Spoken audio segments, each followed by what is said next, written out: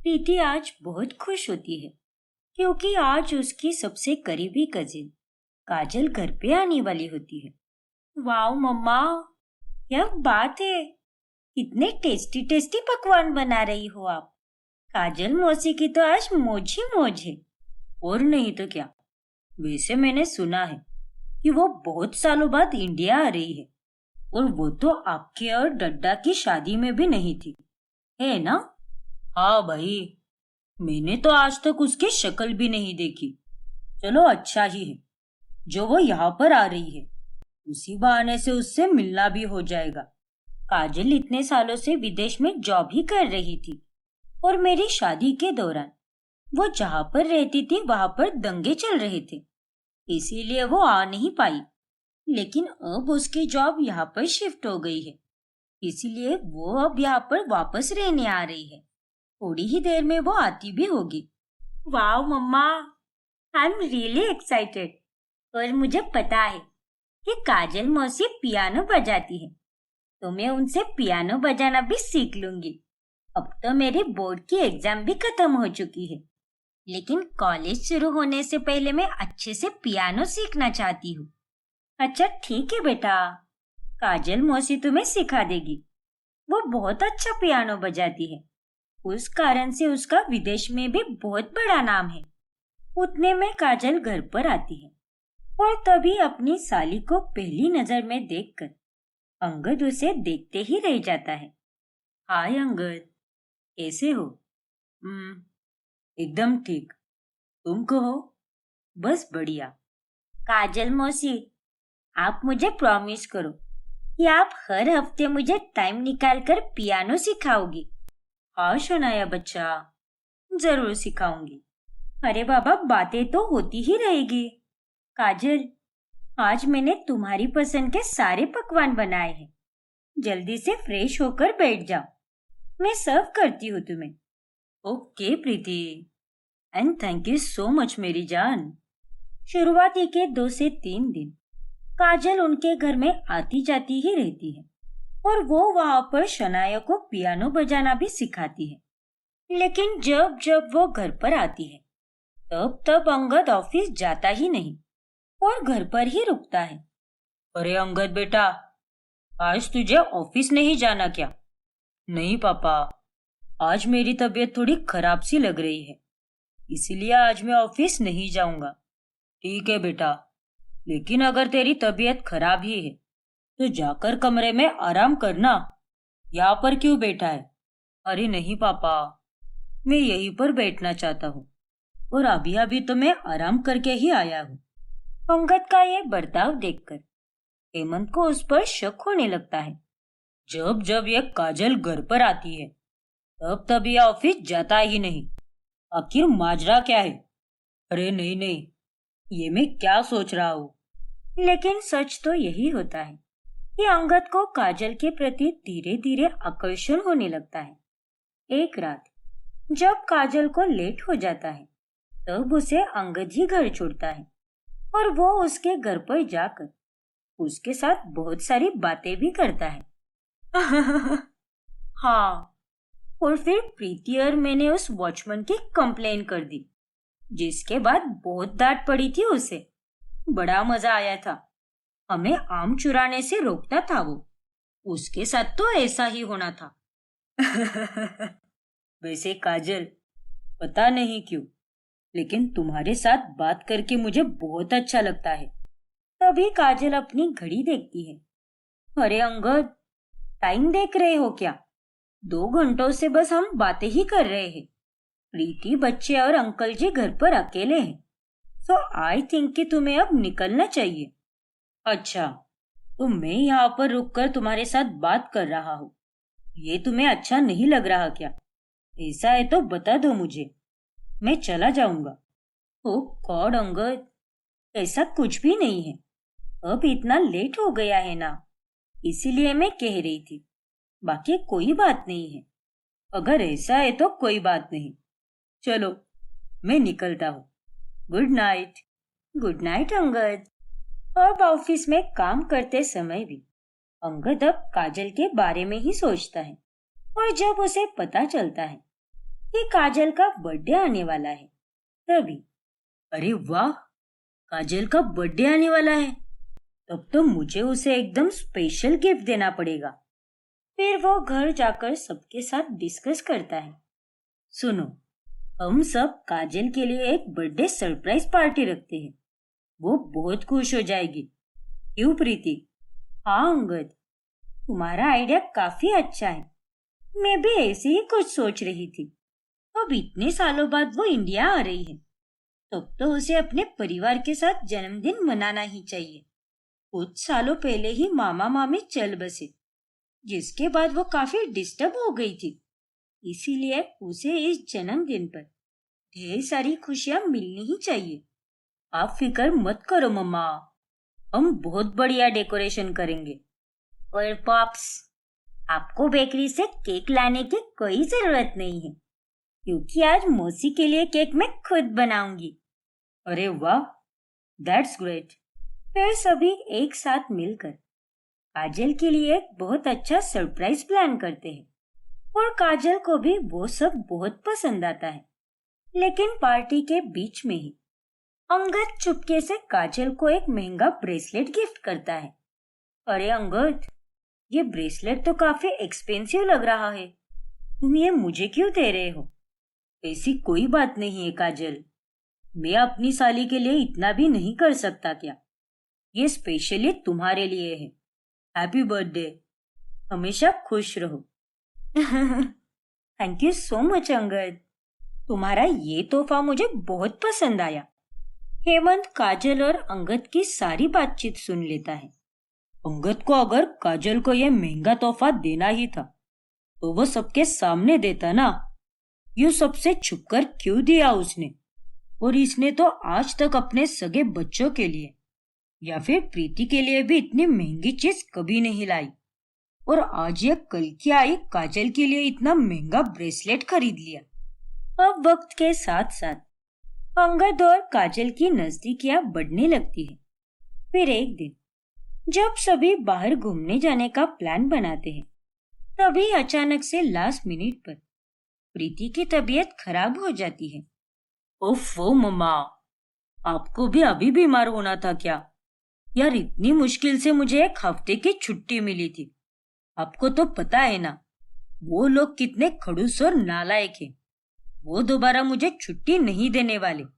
हाँ मम्मा, और अब 11th में जाने के बाद मैं भी कॉलेज में बिजी हो जाऊंगी। हमारे पास घूमने का कितना अच्छा मौका था। लेकिन बच्चों, अब हम इसमें कुछ नहीं कर सकते। तुम्हारी माँ को आराम करने दो। आई एम सॉरी बच्चों, मेरे कारण तुम दोनों की इच्छा अधूरी रह गई। पर अभी भी वक्त बीता नहीं है। मेरे पास तो रिसोर्ट की बुकिंग अभी तक है, और अगर प्रीति नहीं आ सकती तो क्या हुआ? हम अपने साथ तुम्हारी काजल मौसी को लेकर जा सकते हैं। क्यों? ओह यस, काजल मौसी इज सो कूल, वो हमारे साथ जरूर आएंगी। हाँ, वैसे भी उनके ऑफिस में उनकी ही चलती है और वो ज्यादातर काम घर से ही संभालती है, इसीलिए वो हमारे साथ जरूर आएंगी। हाँ, यही सही रहेगा। आप सब काजल को लेकर जाइए, मैं और पापा यही घर पर रह लेंगे। काजल भी उनके साथ जाने के लिए राजी हो जाती है और वो सब एक हफ्ते के लिए घूमने जाते हैं। और इस ट्रिप में काजल और अंगद एक दूसरे के और करीब आते हैं। ट्रिप से लौटने के बाद एक रात अंगद ढेर सारी शराब पीकर काजल के घर पहुंच जाता है। अंगद, रात के 1:30 तुम मेरे घर पर क्या कर रहे हो? और तुमने ये कितनी सारी शराब पी रखी है? ये सब क्या है अंगद? काजल, मैं आज तुमसे अपने इस बेबस दिल का हाल बयां करके ही रहूंगा। आज तुम्हें मैं बता कर ही रहूंगा कि मैं तुम्हारे लिए क्या फील करता हूँ। What? Kajal, I love you. मैं तुमसे बहुत प्यार करता हूँ। तुम जब से मेरे जिंदगी में आई हो, तब से मुझे जीने का वजूद मिल गया है। तुम्हारे आने से पहले मैं तो बस नाम के लिए जी रहा था, लेकिन तुम्हारे आने के बाद मैं खुलकर और खुशी से जीने लगा। क्या? अंगद की यह सारी बातें सुनकर काजल एकदम चौंक जाती है। देखो अंगद, तुमने बहुत ज्यादा पी रखी है। शायद इसीलिए तुम ये सब बोल रहे हो। एक काम करो, तुम अभी पहले घर जाओ, हम इस बारे में बाद में बात करेंगे। अरे क्या यार काजल, मैं जब जब तुम्हारे पास आना चाहता हूँ तुम मुझे दूर करते हुए कहती हो कि घर जाओ, परिवार के पास जाओ। मुझे नहीं जाना वहां पर यार, क्योंकि मुझे तुम्हारे साथ रहना है, तुम्हारे पास काजल। अंगद, तुम मेरी बात क्यों नहीं समझ रहे? रुको, मैं अभी तुम्हारे ड्राइवर मुकेश को फोन लगाती हूँ। उस दिन उसने मुझे ड्रॉप किया था, तब इमरजेंसी के लिए मैंने उसका नंबर ले लिया था। फिर काजल ड्राइवर मुकेश को फोन लगाती है और मुकेश आकर अंगद को वहां से लेकर जाता है। फिर अगले दिन जब काजल प्रीति के घर जाती है, तभी प्रीति बाहर खरीदारी करने गई होती है और घर पर सिर्फ अंगद ही होता है। अंगद, प्रीति और बाकी घर वाले कहाँ पर गए हैं? रोमी तो जॉब पर गया है, शनाया स्विमिंग क्लासेस गई है, प्रीति भी शॉपिंग करने गई है और पापा जी शायद अपने दोस्त के पास गए हैं।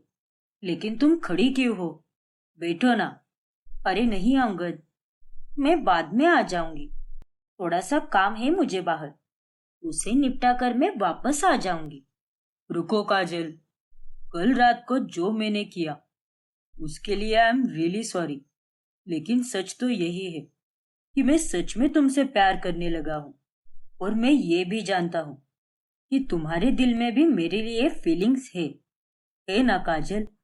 चुप करो अंगद, जाने दो मुझे।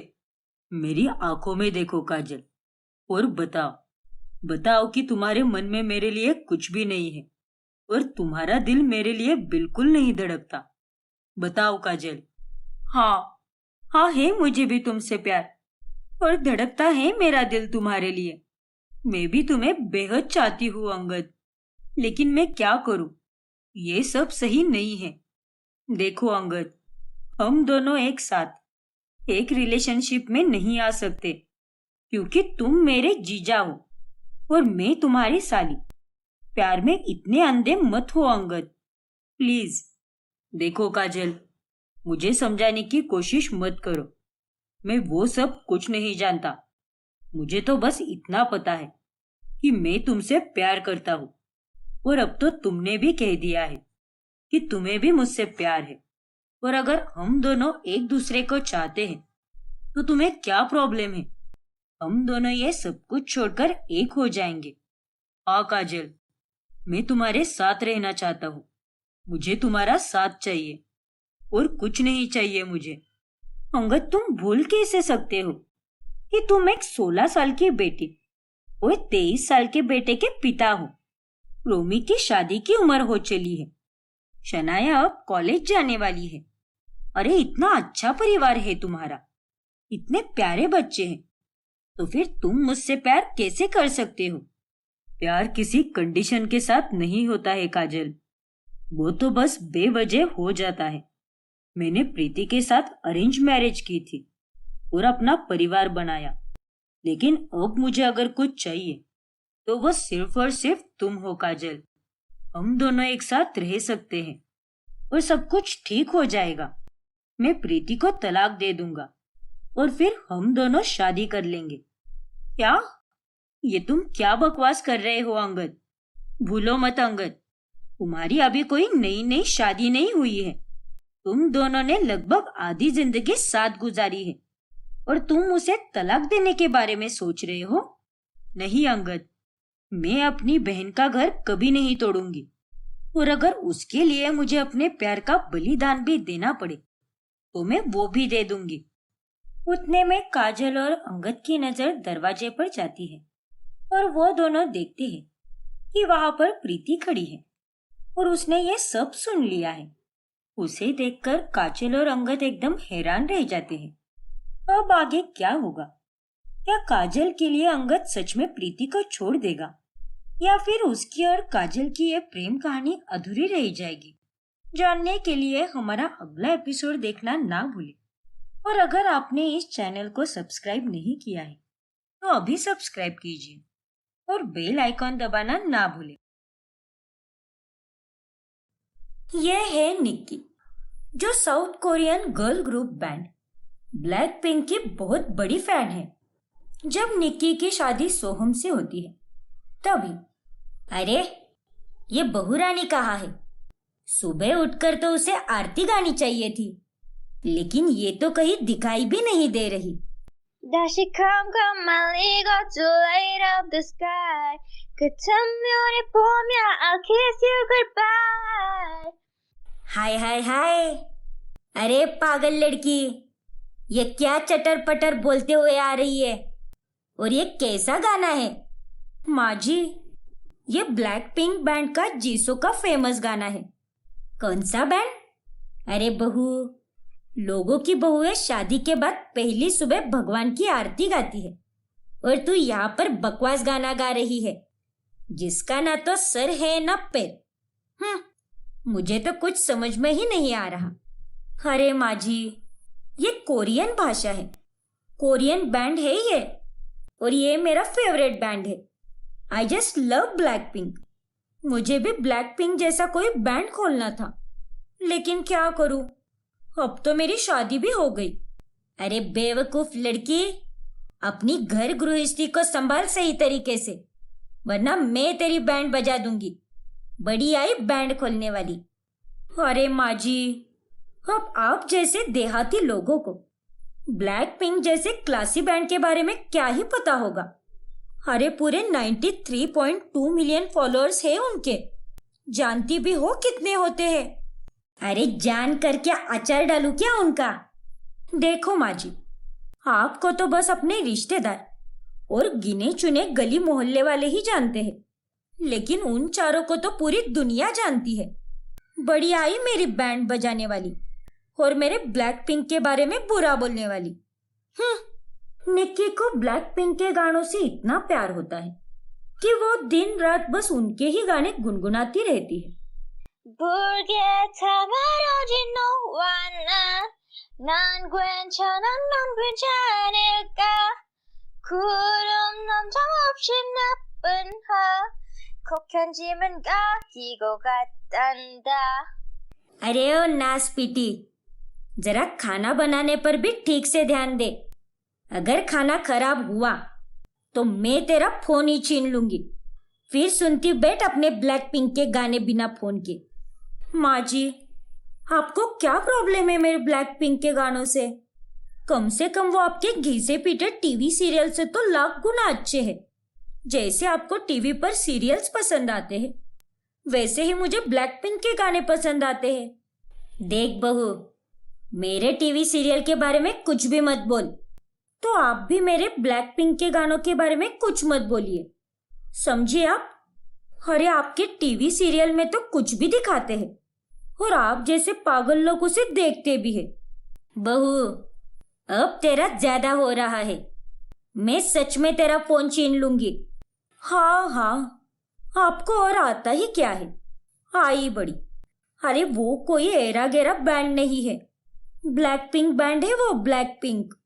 फिर एक दिन जब निक्की कुछ दिनों के लिए अपने मायके चली जाती है, तभी सोहम को उसकी याद सताती है।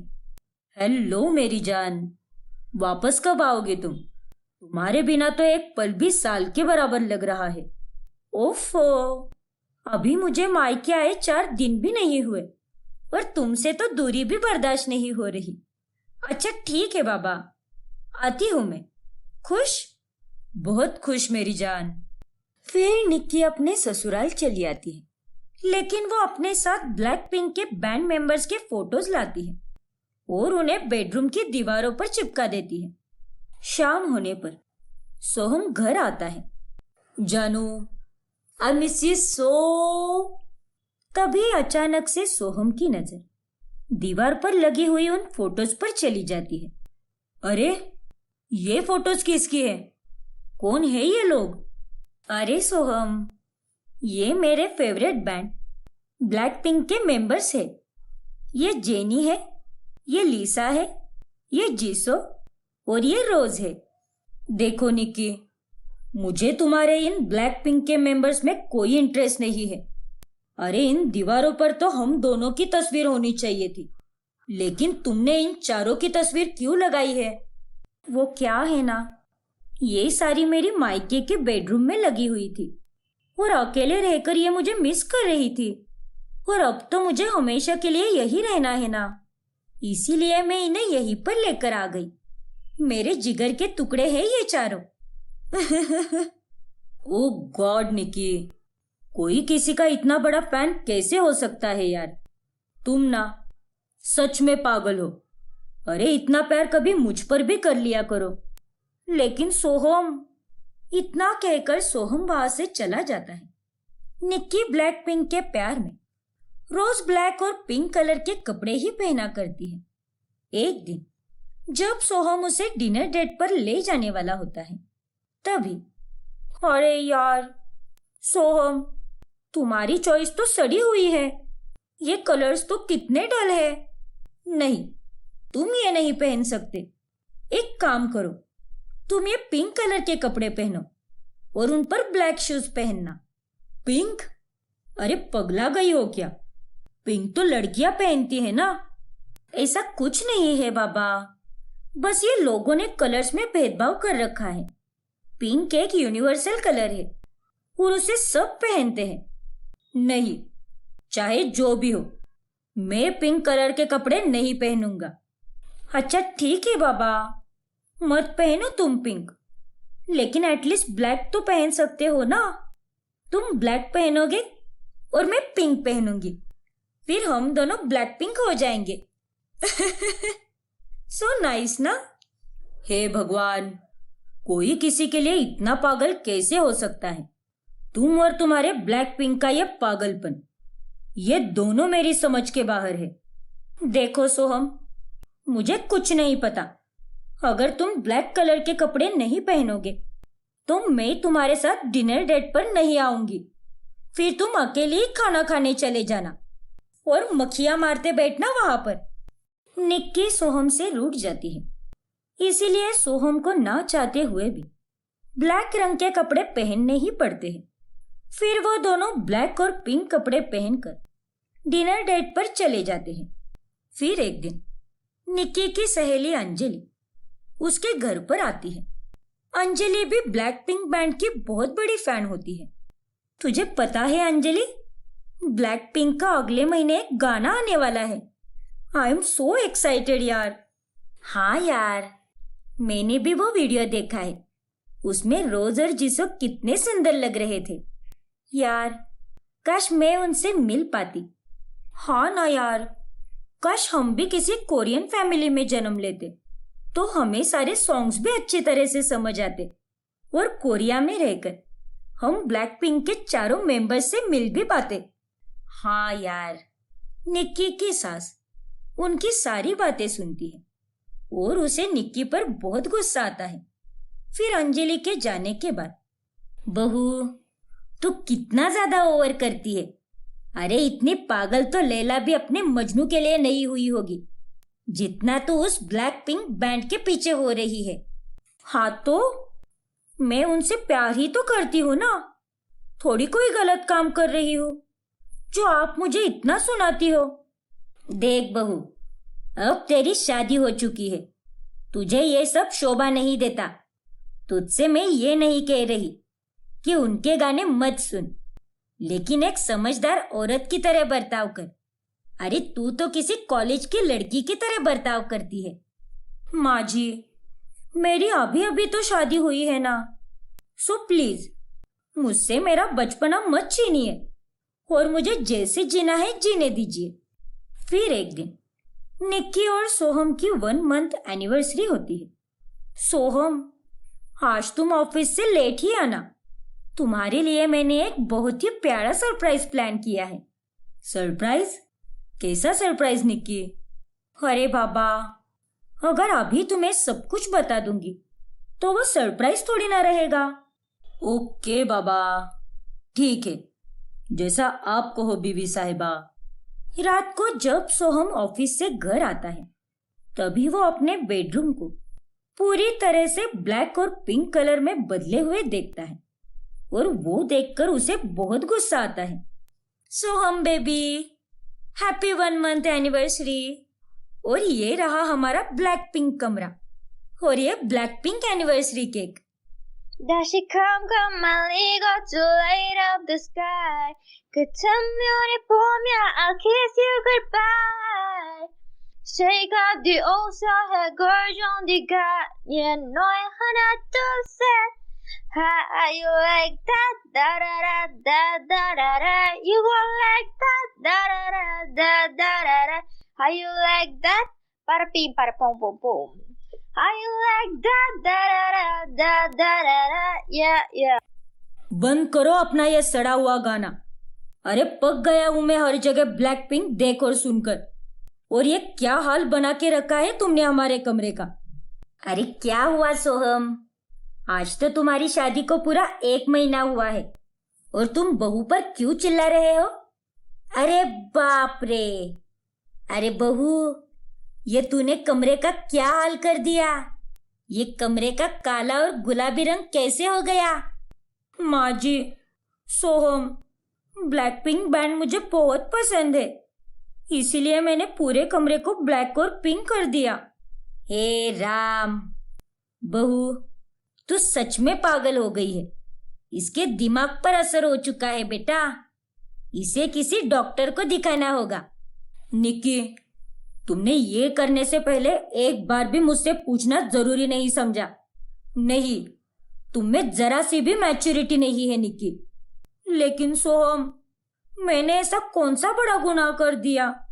तुमने कोई गुनाह नहीं किया है निक्की, लेकिन हर चीज की एक लिमिट होती है और इंसान जब उस लिमिट को क्रॉस कर देता है तब सही नहीं होता। यह सिर्फ तुम्हारा कमरा नहीं है निक्की, यह कमरा मेरा भी है। फिर तुमने अकेले ही इसे ब्लैक और पिंक करने का डिसीजन कैसे ले लिया। हाँ बहू, तुझे मैंने हमेशा से ही समझाया है, कोई भी चीज हद से ज्यादा अच्छी नहीं होती। अब तू ही देख उसका नतीजा। लेकिन मैं तो बस सरप्राइज देना चाहती थी। ये कोई सरप्राइज नहीं है निक्की, बल्कि ये तो एक सदमा है मेरे लिए। मुझे लगा कि तुम्हें ये सब पसंद आएगा, इसलिए मैंने ये किया। देखो निक्की, आज तक मैं तुम्हारी हर बात सुनता गया, सहता गया, लेकिन हद होती है यार। मुझे ब्लैक पिंक या उनके गानों से कोई प्रॉब्लम नहीं है, लेकिन किसी चीज का इतना पागलपन भी सही नहीं है। सोहम बिल्कुल सही कह रहा है। अरे वो ब्लैक पिंक के बाहर भी तुम्हारी एक दुनिया है। तुम्हारा पति है, सास है, घर गृहस्थी है। अरे अगर तुम किसी चीज के लिए इतनी पागल हो जाओगी तो बाकी सब चीजें बर्बाद हो जाएगी। आप दोनों बिल्कुल सही कह रहे हो। मैं कुछ ज्यादा ही पागल हो गई थी उनके पीछे। उनसे प्यार करना ठीक है, लेकिन इतना पागल होकर बाकी के कामों को नजरअंदाज करना, ये बात तो गलत है। मुझे माफ कर दीजिए माँ जी। आई एम सॉरी सोहम। मैं आज के बाद आप दोनों को कभी शिकायत का मौका नहीं दूंगी। फिर उस दिन के बाद से निक्की ब्लैक पिंक के गाने लिमिट में ही सुनती है और एक अच्छी बीवी और बहू बनकर दिखाती है।